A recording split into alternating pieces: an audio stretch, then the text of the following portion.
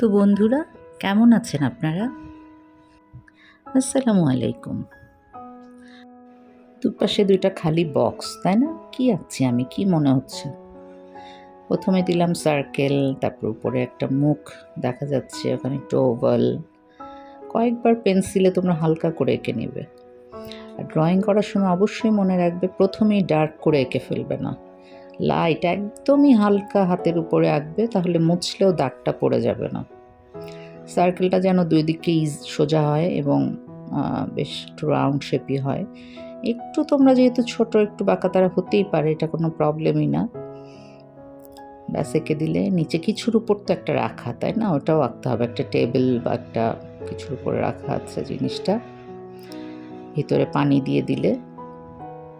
তোমাদের বাসায় কি এরকম আছে ফিশ জার? অনেকে কিন্তু রাখে। আমার মেয়ে যখন ছোট, আমার মনে আছে, আমি এরকম একটা ছোট্ট ওর জন্য গোল জার কিনে দিয়েছিলাম, খাবার টেবিলের এক কোনায় রেখে দিতাম। ও স্কুল থেকে এসে ওর মধ্যে খাবারও পাশে রেখে দিয়েছিলাম মাছের। ও স্কুল থেকে এসে ওর মধ্যে খাবার দিত, মানে খুব এনজয় করতো। 2-3টা ফিশ ছিল, ওর মধ্যে গোল্ড ফিশ ছিল, তারপর গাপ্পি ফিশগুলো ছোট্ট ছোট্ট হয়, খুবই কিউট। আমার মেয়ে খুব এনজয় করতো ওটা দিয়ে। তোমাদের যদি না থাকে, তোমার মাকে বলতে পারো বা বাবাকে ছোট জার কিনে দিবে। ফিশ দেখে দেখে ছবি আঁকতে পারো, ফিশের সাথে কথা বলতে পারো, খুবই ভালো লাগে। আর মাঝে মধ্যে কিন্তু জানো, এই ফিশের পানিতে একটু হাত দিয়ে নাড়া দিতে হয়, কারণ এই ফিশগুলোর অক্সিজেন দরকার হয়। তো এই যে আঁকা হয়ে গেল, 2-3 রকমের ফিশ এঁকেছি, বেশি ফিশ এখানে দেওয়া যাবে না। নিচে একটু পাথর দিলাম, সি গ্রাস দিলাম। এই তো হয়ে যাচ্ছে ড্রয়িং। দেখো, দেখতে থাকো।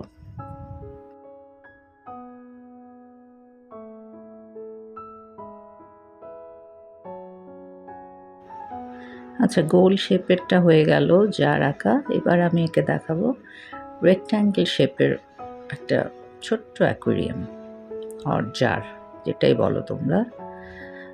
আচ্ছা, এটাও কিন্তু খালি হাতে, দেখো আমি স্কেল ব্যবহার করিনি। আমারটাও যে খুব স্ট্রেইট হচ্ছে সেটাও না, একটু তো মনেই হবে বাঁকাতারা, তা হোক, এটা কোনো সমস্যাই না। এঁকে ফেললাম। এঁকে নিচে একটা বক্সটা, যেহেতু শুধু কাচের জারটা থাকে না, একটু নিচে কাঠের ইয়ে থাকে, ওটা দিলাম। ভিতরে পানির মধ্যে ঠিক সার্কেল যেভাবে এঁকেছো, ভিতরে সব কিছু ঠিক সেভাবেই হবে, শুধু শেপটাই আলাদা হবে। এখানে ফিশটা একটু প্রথমে একটু লম্বাটে ধরনের দিয়েছিলাম, তারপর আমার ভালো লাগছিল না কেমন যেন, তারপর বললাম না, পচা লাগছে। তারপর মুছে আমি এবার একটু ট্রায়াঙ্গল টাইপের ফিশ এঁকেছি। তো এটা তোমাদের পছন্দ মতো, ইচ্ছে না করলে তোমার মতো যেমন ফিশ আঁকতে চাও তেমন করে আঁকবে।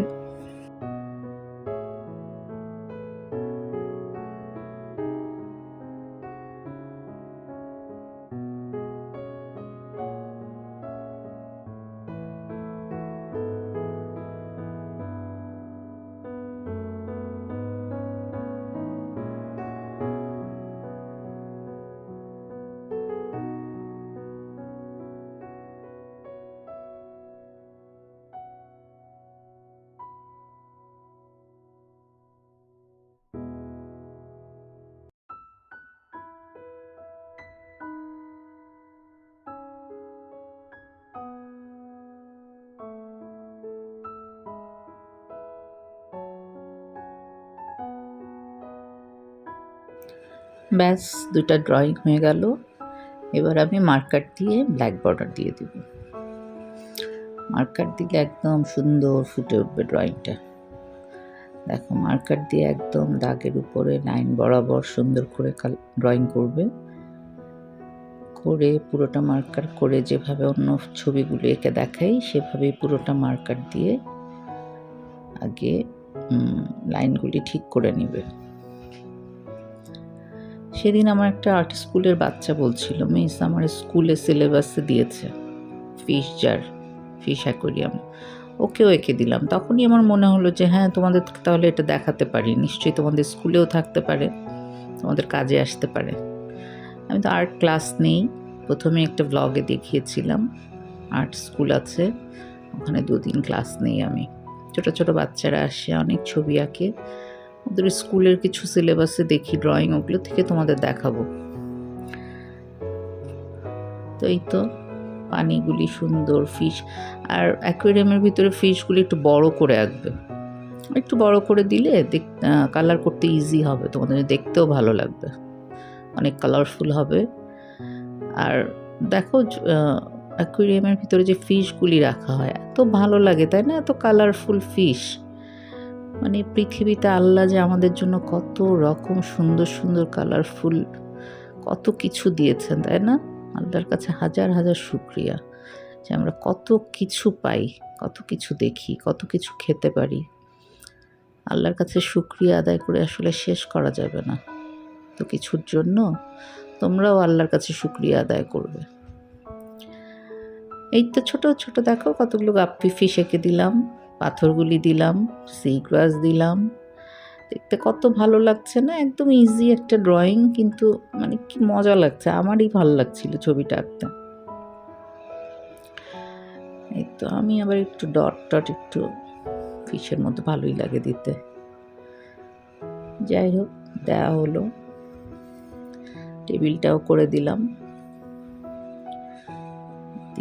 দিয়ে এখন বক্স যেটা রেক্ট্যাঙ্গেলটাও করবো সেম ভাবে, দেখতে থাকো তোমরা।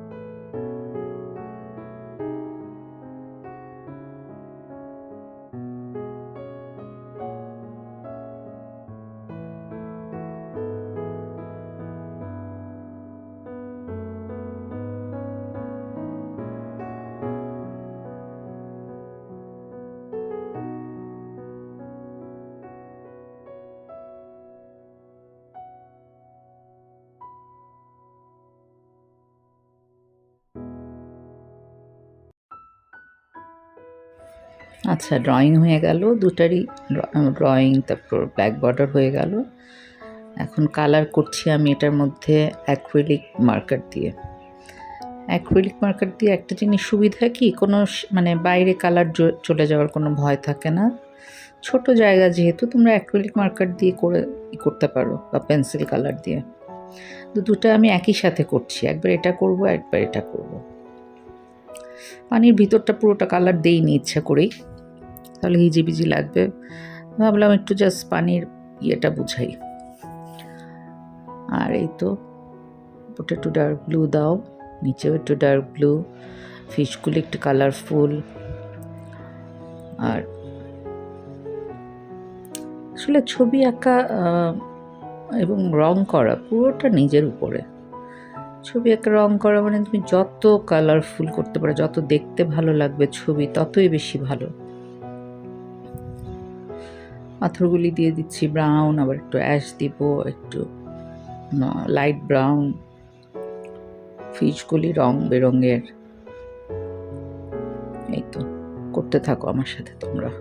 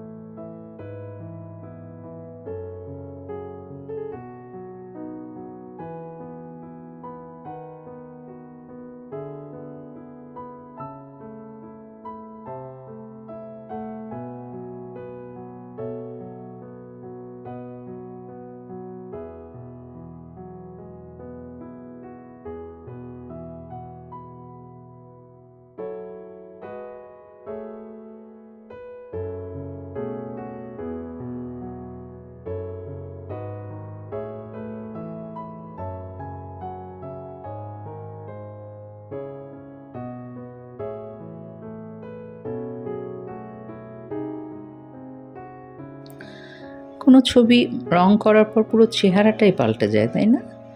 খুব ভালো লাগছে, মজা লাগছে দেখতে, আমারই ভালো লাগছে। দেখ, গোলটা একরকম, চারকোনাটা আরেক রকম। এই তো এইভাবে তোমরা কালার করো। আর অবশ্যই ইজি আর্ট অ্যান্ড স্টোরিজের পাশে থাকবে। আল্লাহ হাফেজ।